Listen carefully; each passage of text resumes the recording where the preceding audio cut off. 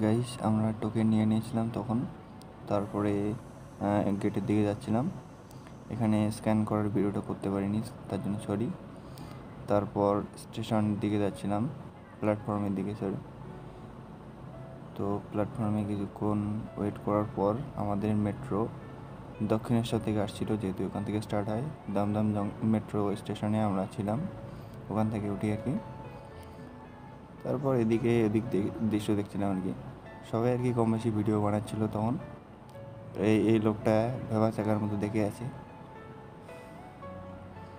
মেট্রোটা দেখতে দারুণ। আপনারা কমেন্ট করে জানান মেট্রোটি কেমন লাগছে আপনাদের।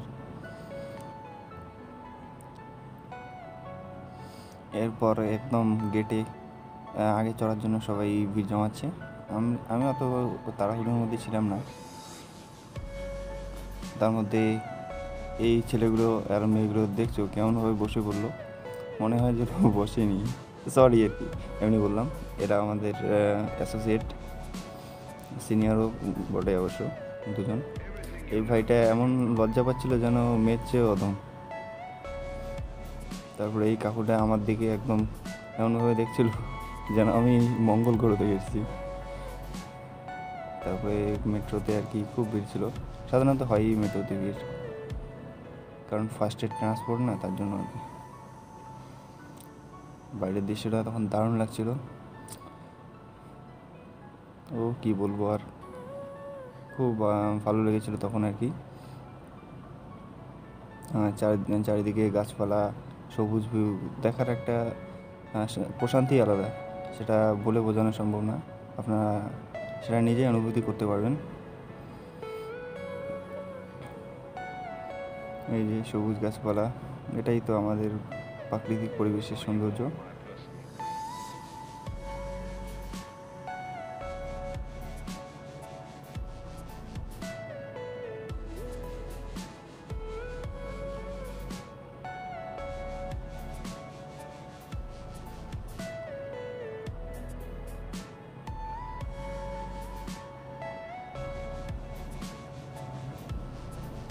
আমাদের মেট্রোটা তখন অ্যাপ্রক্সিমেটলি 180 কিমি/আওয়ার স্পিডে আর কি চলছিল।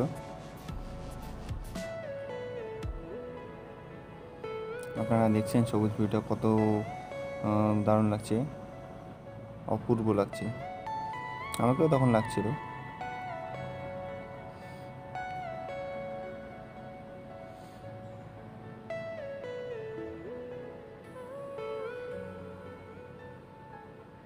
আর কি মেট্রোতে একটা সুবিধা কি, তাড়াতাড়ি যাওয়া যায়, কোনো ট্রাফিক সমস্যা থাকে না। এটা আমাদের কলকাতা শহরের ট্রাফিককে অনেকটাই কন্ট্রোল করতে পারে। এটাই তার উদ্দেশ্যেই হচ্ছে, মানে এর মোটিভ ছিল আর কি ট্রাফিক কন্ট্রোল করা। তারপরে দেখতে পাচ্ছেন এক একজন এক এক দিকে দাঁড়িয়ে, কেউ বসে, যেখানে জায়গা পেয়েছে বসে পড়েছে, আর যে জায়গা পেয়েছে সে দাঁড়িয়ে। অনেকে একদম মানে কি বলবো, কথাবার্তা না বলে মোবাইলের দিকে দেখছিল, শুধু মোবাইল চালাচ্ছিল। এর জন্য আর কি সোশ্যাল মিডিয়ার ভালো খারাপ উভয় দিকে আছে, আপনারা সবাই নিশ্চয়ই কম বেশি জানেন। তারপরে এই ভাইটা এত লজ্জা পাচ্ছিল, কি যে বলবো আর, মেয়ের চেয়ে অদম বললেও ভুল হবে, তার চেয়েও বেশি।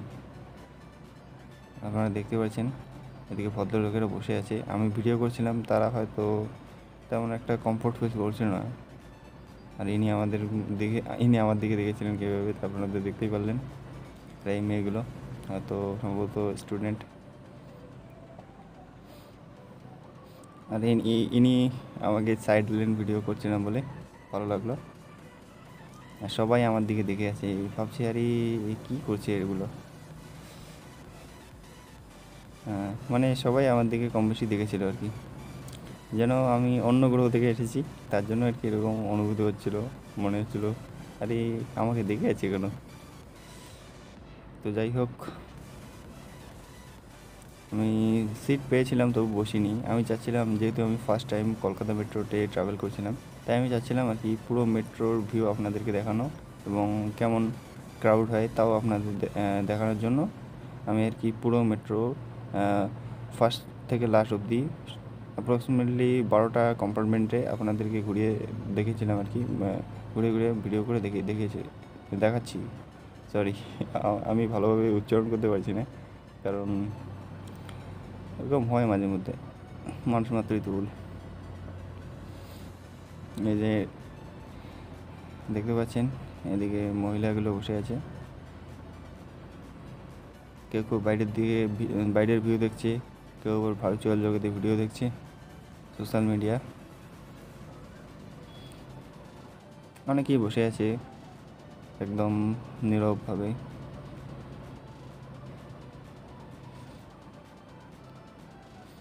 আমি ভিডিও করছিলাম, এনারা টেরই পাননি, মোবাইল ঘাটছিলেন তো কী টের পাবেন।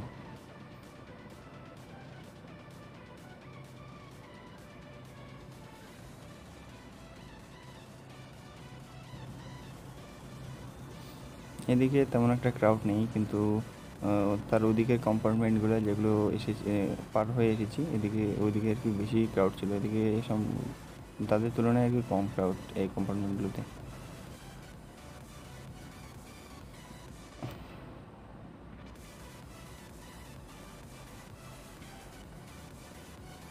এদিকের লোকগুলো তেমন আমাকে তেমনভাবে দেখছিল না, কিন্তু ওদিকের লোকগুলো এমনভাবে দেখেছিল আমাকে কেমন একটা লাগছিল, আজব আজব একটা ফিল হচ্ছিল।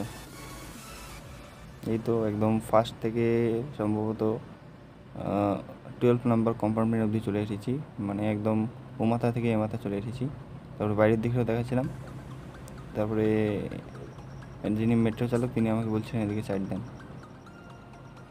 আর এদিকে দেখেন ছেলে মেয়ে কীভাবে কথা বলছে, আর পুরো ক্রাউড ছিল। আর আপনারা দেখতে পাচ্ছেন এদিকে বাইরের ভিউ তেমন একটা ভালো হয়নি, কারণ সম্ভবত ক্যামেরাটা ঘোলা হয়েছিল, তার জন্য ভিডিওটা ভালোভাবে করতে পারিনি, তার জন্য সরি।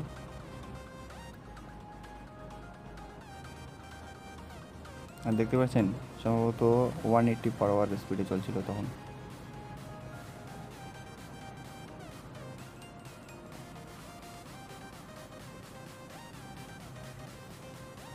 অনেকক্ষণ পর অন্ধকার জগৎ থেকে আলোর জগতে আসলাম, মানে অনেকটা আর কি টানেল ছিল, ওই টানেলের ভিডিও করতে পারিনি,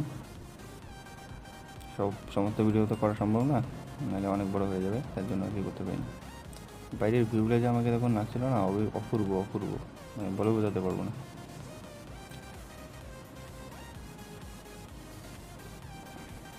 আর সূর্যটা এমনভাবে যাচ্ছিল মনে হচ্ছে আমাদের সাথে সাথে চলছে, আপনারা দেখেন এরকম মনে হবে আপনাদেরও হয়তো।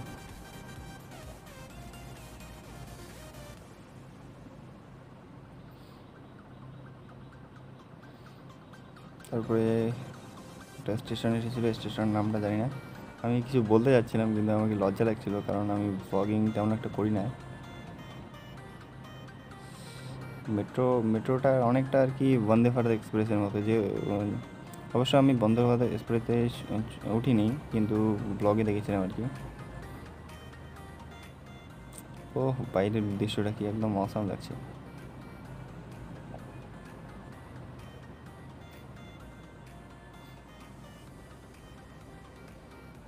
আমাদের ডেস্টিনেশন প্রায় শেষের দিকে, মানে আসতে চলেছে।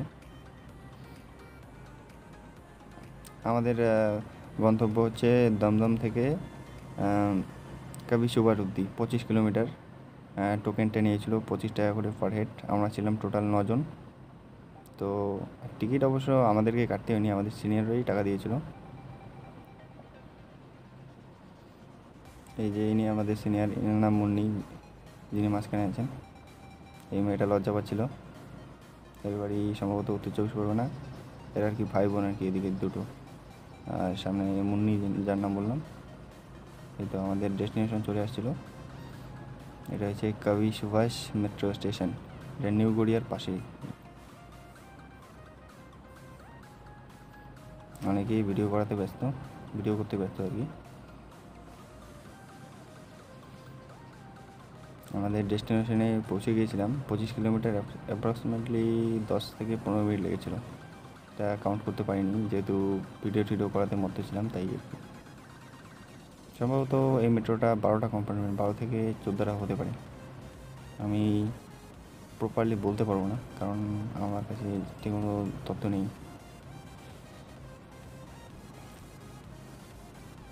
আর এই স্টেশন আর কি লাস্ট, দক্ষিণেশ্বর থেকে কবি সুভাষ অবধি লাস্ট এই মেট্রোটার রুট।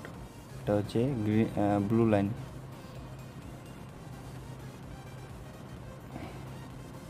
তো চলে এসেছি মেট্রো স্টেশনে কবি সুভাষ। এরপরে নিউ গড়িয়া থেকে আমরা ওদিকে বারুইপুর যাব।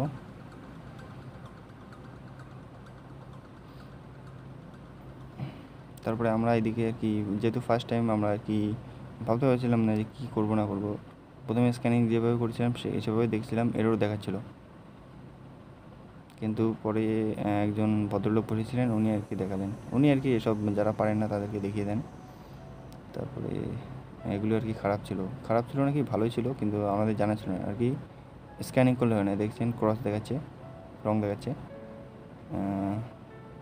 আমি আর কি জানতাম না, প্রথমে দেখেছিলাম কিন্তু পরে ভুলে গেছিলাম আর কি। এইভাবে আর কি ঢুকিয়ে দিতে হয়, তাহলে হয়। মানে তখন দেয়নি আর কি, পরে দিয়েছি সম্ভবত। এদিকে যে দাদারা আর কি ওয়েট করছিলেন পাওয়ার জন্য।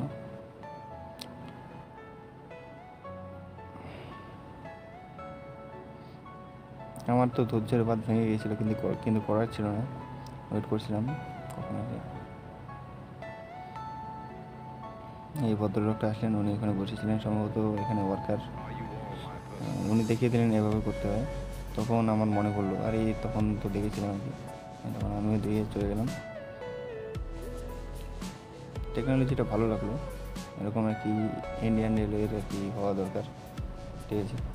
নাহলে কী হয়, অনেকে দেখবেন ম্যাক্সিমাম যাত্রী আর কি যারা জেনারেলে যান তারা কিন্তু টিকিট কাটেনি, আমি দেখেছি। তারপর এক্সকেলেটারের ভিডিও বানিয়েছিলাম, আমি কিছু বলতে চাচ্ছিলাম কিন্তু মানে লজ্জা লাগছিল আর কি। আমার ভ্লগিং এক্সপিরিয়েন্স তেমন একটা নেই আর কি, তার জন্য সামনের দিকে দেখছিলাম, কারণ শুধু ভিডিও করলে তো হবে না, সামনের দিকে দেখতে হবে, নাহলে তো হোঁচট খেয়ে পড়ে যাব। তারপরে এই বোনটা আর কি বসে যাচ্ছে, হয়তো উল্টে পড়ে গিয়েছিল। এই বোনটা সম্ভবত ফার্স্ট টাইম এক্সকেলেটারে উঠছিল, ও জানছিল না যে কীভাবে কী করতে হয়, তার জন্য হয়তো বা আমি সঠিক বলতে পারলাম না। তার এই ভাইগুলো আমি ভিডিও করেছিলাম বলে দেখে হাঁটছিল। এই ভাইটার নাম হচ্ছে মাসুদ, এর বাড়ি হাওড়া। তারপরে আমি ওই ভাইকে বলেছিলাম তুমি আগে যাও, আমার ভিডিওটা করে দেবে। তখন ও ক্যামেরা ধরেছিল এখানে, আমি নিচ থেকে আসছিলাম, কিন্তু এই মেয়েটার জন্য আমার ভিডিওটা তেমন একটা ভালো হয়নি, কোথা থেকে চলে এসে। আমি আর কি প্রথমে আর কি বাবুগিরির মতো দাঁড়িয়েছিলাম, কিন্তু পরে ভাবলাম না, উল্টে গেলে একদম বাবুগিরি পাস হয়ে যাবে, তখন সাইডে হাত দিয়ে এরকম করে আর কি আসছিলাম। তখন ক্যামেরাটা এরকম নিয়ে নিলাম। তারপরে কবি সুভাষ থেকে এখানে কাছাকাছি একদম, নিচে সাবওয়েতে কবি সুভাষ, উপরে হচ্ছে নিউ গড়িয়া। ওখান থেকে আমাদের ট্রেন ধরে বারুইপুর যেতে হয়েছিল। আমার ভিডিওটি যদি আপনাদের ভালো লেগে থাকে তো ভিডিওতে একটা লাইক দেবেন এবং চ্যানেলটি সাবস্ক্রাইব করে রাখবেন পরবর্তী আপডেট পাওয়ার জন্য।